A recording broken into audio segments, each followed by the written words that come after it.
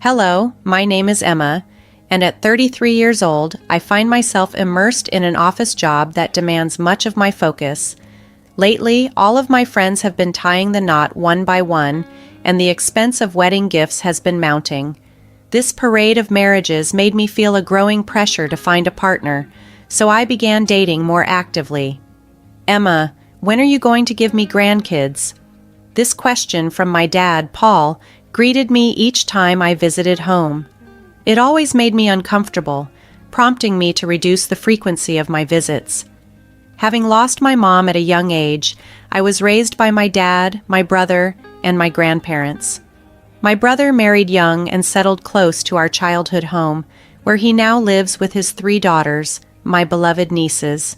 Despite this, my dad and I often debated whether having nieces was enough for me. Tragedy struck when my dad was involved in a severe car accident. By the time I got to the hospital, he was in critical condition and passed away quietly with my brother's family and me by his side.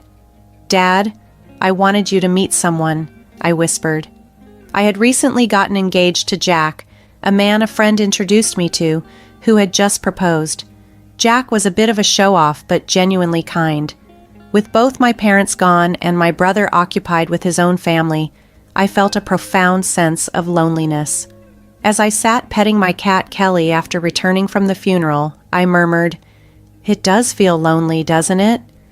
Jack, sensing my sadness, took my hand and reassured me, "Emma, you're not alone. You're part of my family now." His concern was touching, and he often checked on me, making me think that perhaps I could still find simple happiness. However, life had more in store for me. When I first visited Jack's bustling family home for a gathering, I met his mother, Samantha, who was lively and outspoken.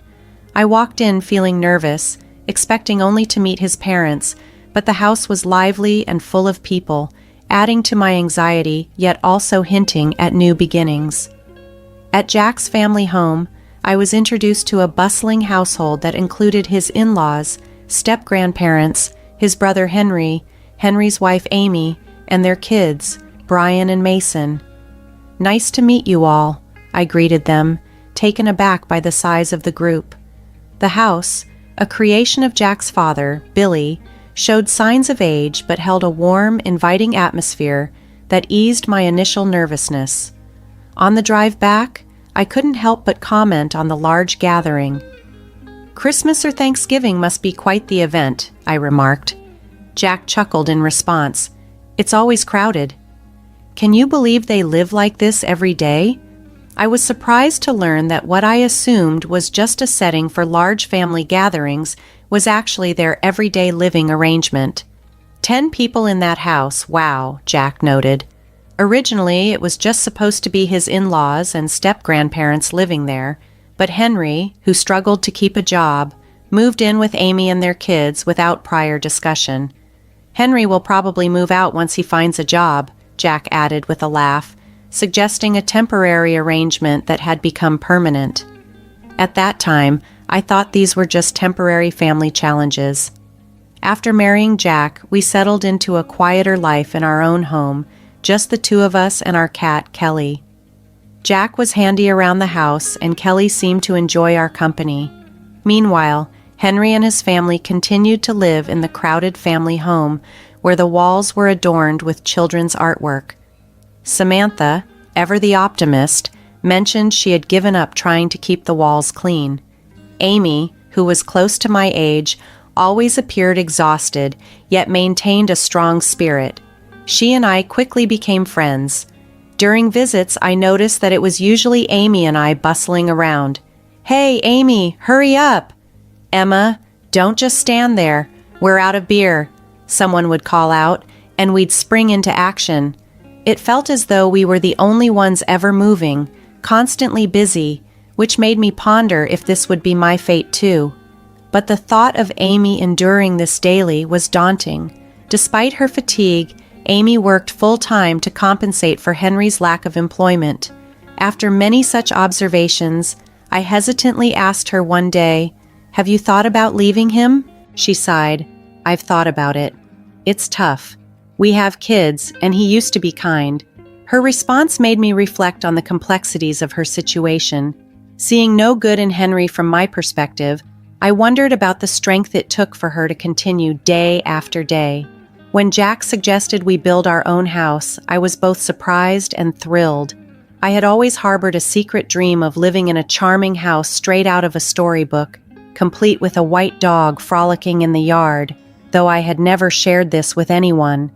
When I finally confided this vision to Jack, his enthusiastic response, "That sounds great," filled me with excitement.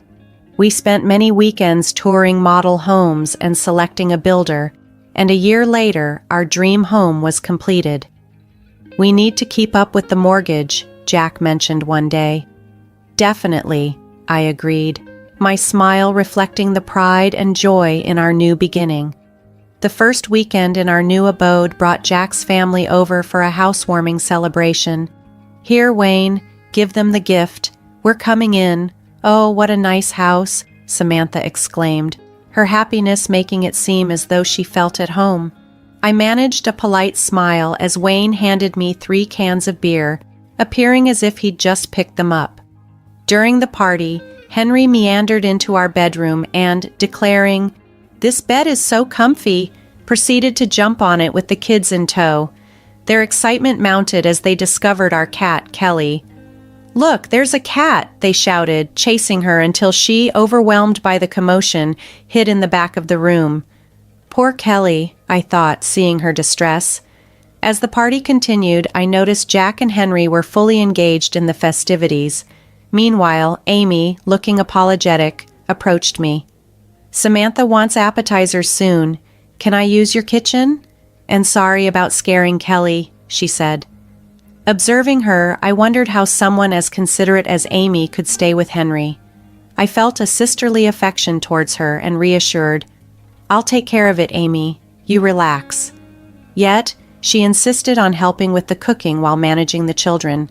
The step-grandparents, in contrast, were a quiet presence, almost like statues, seldom speaking but occasionally commenting, "Nice home, right, Billy?" To which Billy would reply apologetically, "Yeah, sorry for the noise." It was clear that among the lively in-laws, the step-grandparents were the calm ones.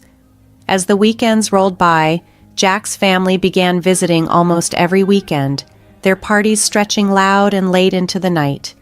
The house that was meant to be our sanctuary began to feel more like the crowded family home Jack grew up in. Each raucous weekend reminded me how the lines between solitude and family space were being blurred, with our peaceful home turning into the new hub for endless gatherings. As the days unfolded in our new home, the situation became increasingly challenging. Despite only having hosted the in-laws since the housewarming, they seemed to have no qualms about putting me to work. This, combined with growing neighborhood complaints and even a police visit, ramped up my stress levels significantly. During this period, Jack began to reveal aspects of his personality that I hadn't seen before. One evening, while I was under the weather and unable to cook, I asked him to pick up some dinner. He returned with hamburgers. "I can't eat this right now," I said weakly. Rather than understanding my plight, Jack retorted, "You need to eat to get better, Emma." If I had the strength to eat a hamburger, I wouldn't have asked for help, I thought silently to myself. Recalling a time when Jack was ill, I had jokingly offered him a hamburger, to which he responded angrily, calling it ridiculous. This series of events made it clear that the family often acted selfishly and lacked empathy.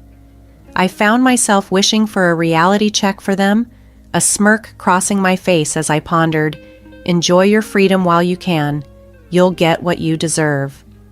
A few days later, as I prepared for a business trip, I announced my departure to Jack with a cheerful, "I'm off," to which he replied, noting Amy was also away on business, "Is your trip today?" What a coincidence. His tone carried a mocking edge that didn't sit well with me. While I was away, the days flew by, and soon news of a typhoon reached me. I contacted Jack to inquire about the situation. "We're okay, but the family home has some serious leaks," he reported. I wasn't surprised, given the house's condition. Upon my return, as I walked from the bus stop, Laughter and noise echoed through the neighborhood. It sounded like a large gathering, perhaps a barbecue? Curious and slightly alarmed, I approached our home. The noise grew louder. As I cautiously opened the door, I was greeted by a chaotic scene. Bags piled up in the entrance, graffiti on the walls, and a drunken Jack who slurred, "Hey Emma, welcome back." The living room was a mess, with drunken in-laws and Henry sprawled around, while Amy, ever the caretaker, busied herself in the kitchen. The step-grandparents sat quietly amidst the turmoil, looking out of place in the loud, unruly gathering. It was clear the boundaries of our home had been overstepped during my absence, turning what was once a sanctuary into just another extension of the chaotic family home I had hoped to leave behind. I returned to a scene of utter chaos in our once pristine home. Kids were drawing on the walls, and amidst the crowd was a woman I didn't recognize. Trying to maintain my composure, I asked Jack, "What's going on here?" "Didn't I tell you? The family home had leaks, so they're staying here for a while," Jack explained as if it was the most normal thing in the world. "Why don't we just live here?" he suggested proudly. The in-laws chimed in, cheerful and unfazed. "It's okay, we're family. We have extra rooms, no problem. Don't worry, Emma, the walls got a bit dirty, but it's just kids' stuff," Henry added casually. My eyes then caught the unknown woman lounging on the sofa, engrossed in her phone. "And who is that?" I inquired, pointing towards her. "Oh, that's Karen, a friend of me and Amy," Jack replied, as if introducing her was an afterthought. Karen looked up, smiling. "Yes, that's right. I got kicked out by my parents, and Jack said I could stay. Thanks in advance," she said, her casualness adding to my growing disbelief. Our not-so-large living room was now crowded with 10 adults and 3 children, the walls a canvas of scribbles. Far from the fresh start this house was meant to be. The noise level was akin to a dormitory. My patience snapped. "Seriously, 10 people is too many. Are you guys planning to start a baseball team or something?" Then a sudden fear struck me. "Hey, where's Kelly?" I asked, looking around for our cat. "Dad opened the window to smoke and Kelly ran away," Brian said innocently. Henry glared at him. "What were you thinking?" The loss of our pet and the cavalier attitude toward everything happening pushed me to the edge. Tears welled up as I confronted Jack. "It's just a cat? We can get another one?" "If you're unhappy, we can just get divorced," Jack retorted disdainfully. "You said divorce?" I echoed incredulous. "Yes, I did." "I might not if you apologize," he said, his confidence grating on me. "Oh, really? Well then, here, write this," I said, slamming down the divorce papers I had prepared. My part was already filled out. I retrieved my bags from my room. "Why haven't you written anything yet?" I demanded coolly. "I'm busy," Jack replied, taken aback by my resolve. Samantha, angered and defensive of her son, exclaimed, "Jack, just divorce her already. We've built the house, so she's useless now." Realizing too late the depth of their entitlement and disrespect, Jack muttered, "You'll regret this." But there was no regret on my horizon, only the clear, unwavering path to reclaiming my freedom and dignity. In the chaos of our disrupted lives, as Jack's family overstayed their welcome in our home, my resolve hardened. "You're the one who'll struggle. Just write the papers," I asserted, handing the divorce documents to Henry, who scoffed in disbelief. "When did I marry you?" he joked, looking down at the paperwork where the section for the wife's details was filled. Meanwhile, Amy, who had endured enough, declared her intent to Henry. "I'm divorcing you right now," she stated with a firm resolve that silenced the room. Henry, flustered, retorted, "Amy bites the hand that feeds you." But his words were empty. From my perspective, Amy had been nothing short of a servant in her own home, her earnings largely commandeered by Henry to fund his whims, leaving scant for their actual needs. Worse yet, the woman casually integrated into our gathering was revealed to be Henry's mistress. "Emma, I think my husband is cheating," Amy had confided to me before these events. She had endured much for her children, but when Henry began selling their possessions, it was the last straw. We planned our divorces together, Amy discreetly gathering evidence of his affair. Her so-called business trip had been a ruse to uncover the truth. Like me, Amy had little family support, but fortunately, a friend in another state offered her a job, a way out, and a fresh start. Our preparations were smooth, and our resolve was unwavering.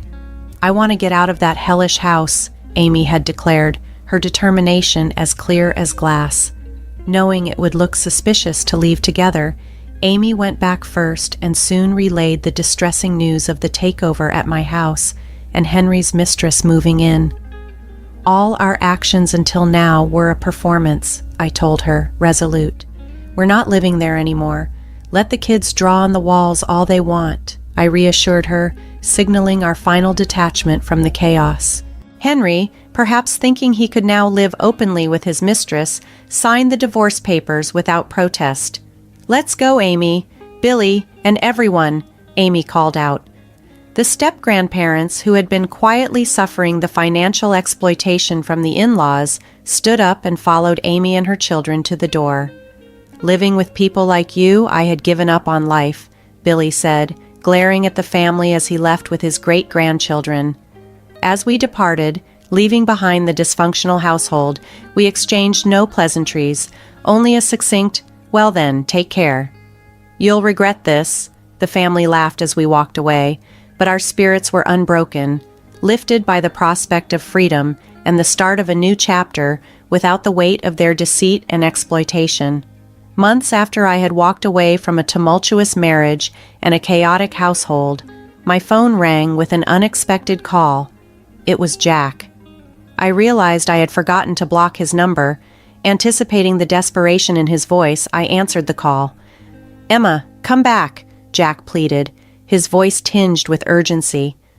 I almost laughed. "Come back?" "We're strangers now," I replied calmly. "Let me talk, Emma." "Why aren't you paying the mortgage?" It was Samantha now, her voice sharp, probably snatching the phone from Jack in her frustration. "What are you talking about? I have no idea." I feigned ignorance while Samantha sounded increasingly agitated. Apparently, the mortgage payments for the house had fallen behind since the last month. When I pressed Jack, he tried to blame it on me, claiming I hadn't been keeping up with the payments. Samantha's voice then machine-gunned through the phone, spilling details of their financial expectations and shortcomings. "First of all, this house, you guys had a combined income of $880,000, right? We could have built a better house. We built this as a new home, but it's not what we expected," she lamented. I knew from Amy that they had planned to take over the house, thinking they could manage it financially. "Yes, that's true, but with Jack's $22,000 salary, the bank wouldn't lend us more. If we had taken a joint mortgage, maybe we could have gotten a better house," Samantha continued, revealing financial strains I was already aware of. As Jack and Samantha argued in the background, I quietly ended the call and finally blocked his number. Throughout our marriage, Jack had always tried to impress others, a trait that extended to his desire to handle the mortgage solo, influenced by a story I once told him about a friend's husband who got a mortgage on his own. Eager to show off, Jack opted for a solo mortgage without disclosing the full financial picture to his family. The house, designed to Jack's taste, held no sentimental value for me. My main goal had been to help Amy escape that environment, which I viewed as my true victory. Jack's attempt to impress had backfired. Now he was saddled with a mortgage he couldn't afford, and I had left him to deal with the financial mess as a form of retribution. In the aftermath, they failed to keep up with the mortgage payments, and eventually, the new house was repossessed. This twist of fate didn't surprise me. Free from the ties that had bound me to that chaotic life, I focused on rebuilding my peace, knowing Amy and I had both found our escapes. The state of the house post-divorce was far from the pristine condition one would expect from a recently built property. The walls were discolored with yellow stains from cigarette smoke, courtesy of Henry and his mistress, and scribbles marred every surface, leaving the place looking neglected and worn. Jack found himself needing to downsize significantly due to the financial fallout, renting a cheap apartment where Wayne and Samantha eventually moved in with him. I imagined they would cling to him indefinitely, like unwanted guests who never planned to leave. As for me, the ties to that chaotic part of my life had been cut. The former in-laws were strangers now, their presence in my life nothing more than a distant, unpleasant memory. The only solace was that the children were spared from the worst of the drama. Amy, now Henry's ex-wife, managed to secure alimony with the help of a lawyer. Though she initially had to borrow money to cover her legal fees, she was able to repay it swiftly, a testament to her resilience and determination to move forward. Henry and his mistress, on the other hand, faced social ostracization and eventually disappeared, leaving behind a trail of unpaid debts. Their community's disapproval confirmed their untrustworthy nature. Amy found a new beginning, working at a friend's business where she could finally provide a stable and happy environment for her children. They too were thriving, which gave me hope that they could find the peace and happiness they deserved. Meanwhile, Billy, freed from the burdens of their old life, sold the family home and moved to a distant location to enjoy their retirement with the savings they had managed to salvage. In my own life, changes were also afoot. I requested a transfer to a local office to reduce my daily stress and focus on rebuilding my future.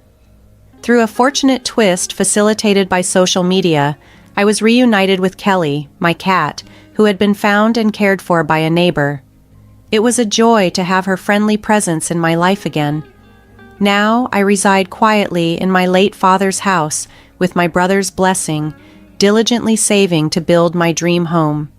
I cherish the hope of one day introducing someone special at my father's grave, a personal milestone I am steadily working towards. My days are now filled with purpose and the quiet satisfaction of moving toward a future I once only dreamed of.